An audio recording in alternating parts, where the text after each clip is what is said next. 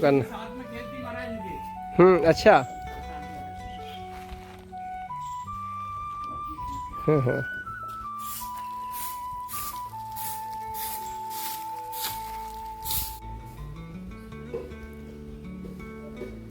ऊपर प्रवासियों के लिए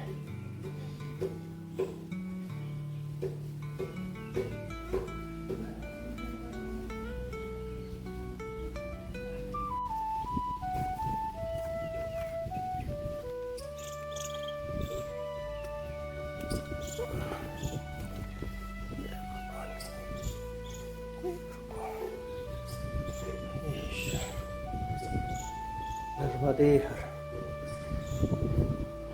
ये धनेश्वर महादेव। ओह, अद्भुत।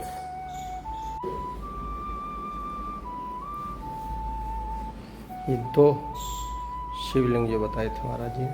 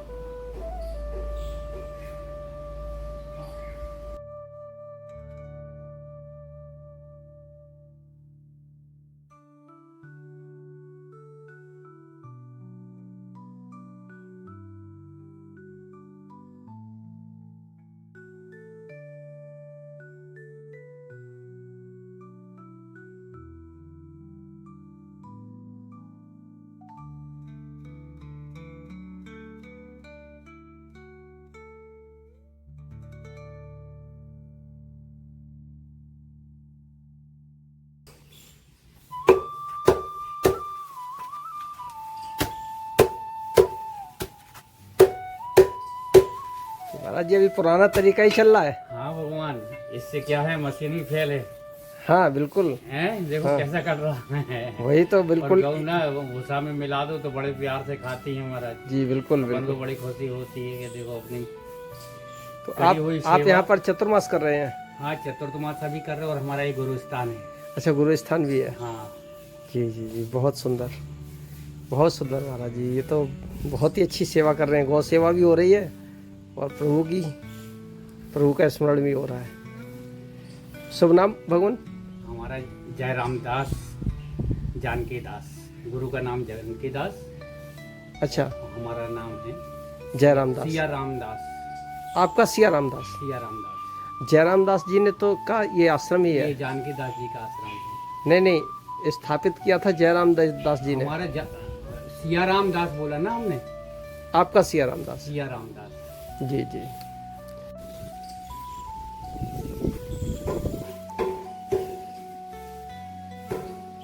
नमः शिवाय। ये जटेश्वर महादेव।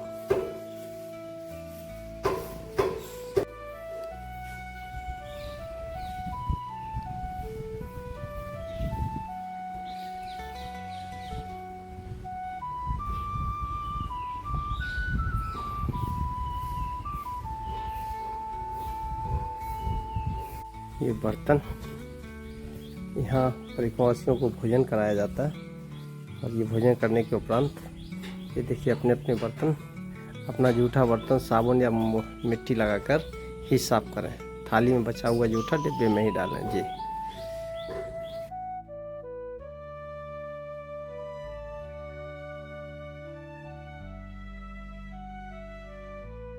वट वृक्ष के नीचे बहुत सुंदर जगह है, बहुत सुंदर माई का तट और ये अद्भुत।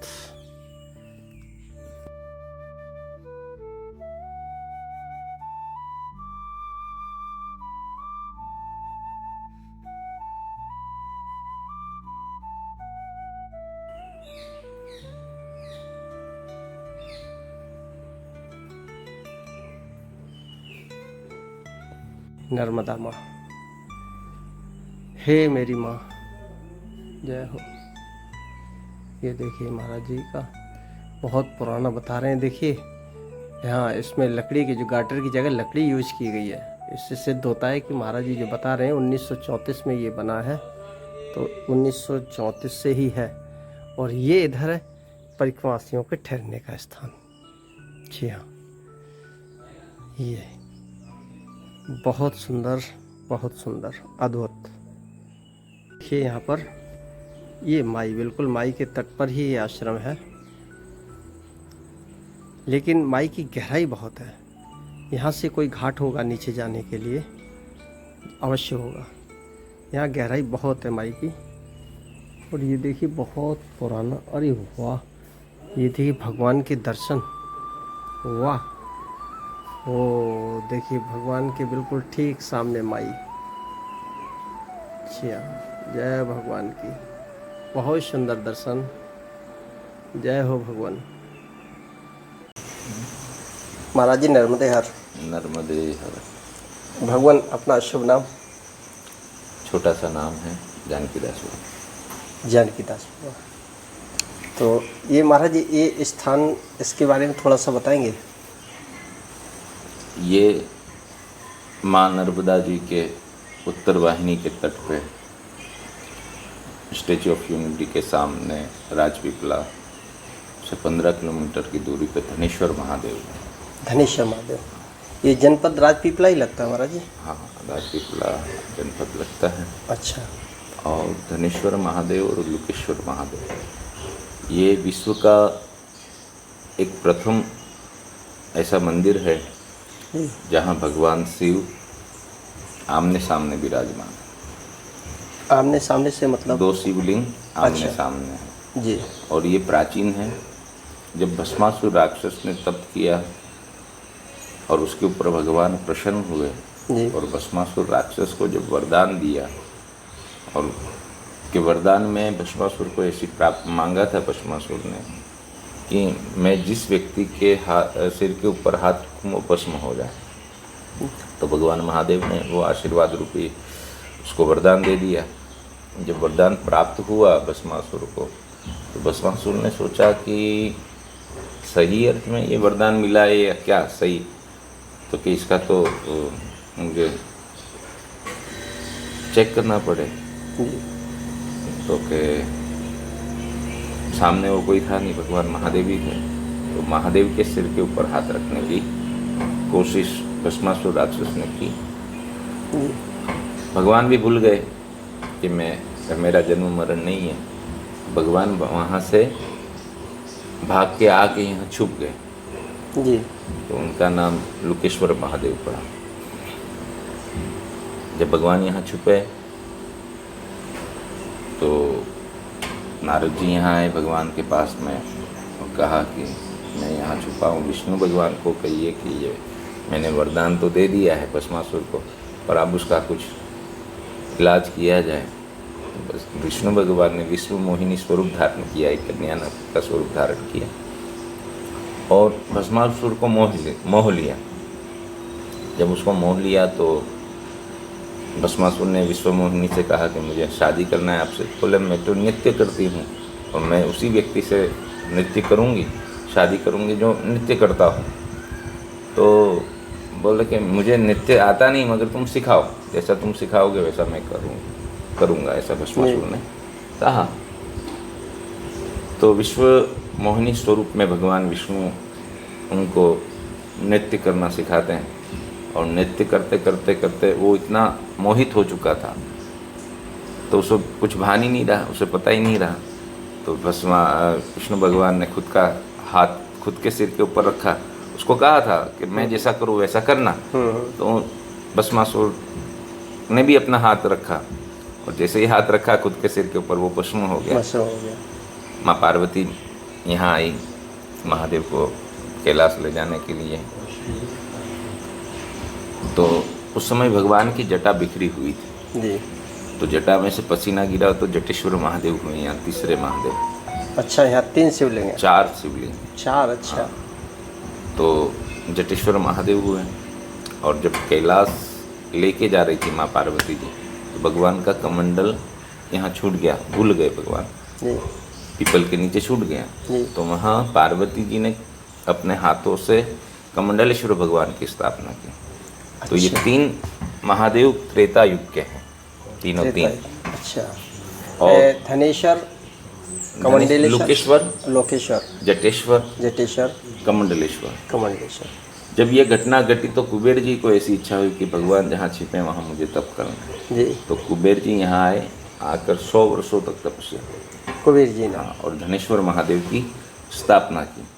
अच्छा अच्छा। विश्वकर्मा भगवान को कहा गया कि आप, कुबेर जी ने विश्वकर्मा भगवान से कहा कि आप 24 घंटे में ये मंदिर बनाइए। तो विश्वकर्मा भगवान ने 24 घंटे में ये मंदिर का निर्माण किया और विश्व का प्रथम ऐसा मंदिर है जहाँ भगवान शिव आमने सामने विराजमान। आमने सामने। दूसरा ये उत्तर वाहिनी का तट है। जी, नर्मदा जी उत्तर वाहिनी हाँ, है। नर्मदा जी उत्तर वाहिनी है। तो मतलब काशी विश्वनाथ में माँ गंगा जी उत्तर वाहिनी हुई तो काशी बसा। इसी प्रकार यहाँ नर्मदा जी उत्तर वाहिनी है तो ये गुप्त काशी है। गुप्त काशी। यहाँ किया हुआ हर कर्म 100 गुना फल देने वाला है। जब तब पूजा पाठ जो भी करो। तो हमारे बाबा जी ने इस आश्रम की स्थापना 1934 में की और उसी समय से अविरत यहाँ परिक्रमावासियों के लिए अनक्षेत्र गौशाला का सेवा चालू है। और हमारे बाबा जी ने ही 1942 में उत्तर वाहिनी परिक्रमा प्रारंभ की थी। उससे पहले किसी को पता नहीं था। अच्छा। कि उत्तर वाहिनी की परिक्रमा भी होती है। तो हमारे बाबा जी उस समय त्रयोदशी, चतुर्दशी और पूर्णिमा 3 दिन की परिक्रमा करके आते थे। जी। और 3 दिन में परिक्रमा करके और यहाँ कन्या पूजन और कन्या भोजन होता था। उस समय में जी 1942 में प्रारंभ की। उनका आज उन्होंने जो है श्री जयराम दास जी तपसी बाबा, अच्छा अच्छा अच्छा, उन्होंने ये परिक्रमा प्रारंभ की। इस आश्रम का 1934 में निर्माण किया और मंदिर तो त्रेता युग का था। आश्रम की स्थापना की और 1942 में उत्तर वाहिनी परिक्रमा प्रारंभ की। और आज इतना बड़ा वृक्ष हुआ कि उस समय तो बाबा जी अकेले करते थे, 2 4 5 भगत होते थे साथ में। आज चैत्र के महीने में माँ नर्मदा जी की उत्तर वाहिनी की परिक्रमा होती है।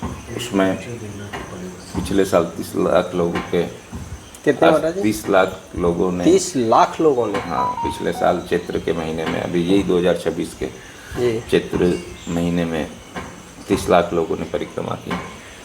और इस परिक्रमा का फल ये है कि जो बड़ी परिक्रमा नहीं कर पाता है वो 15 किलोमीटर के उत्तर वाहिनी माँ नर्मदा जी की परिक्रमा कर ले तो जो बड़ी परिक्रमा का जो फल है उतना फल हमें उत्तर वाहिनी 15 किलोमीटर की परिक्रमा से प्राप्त होता है।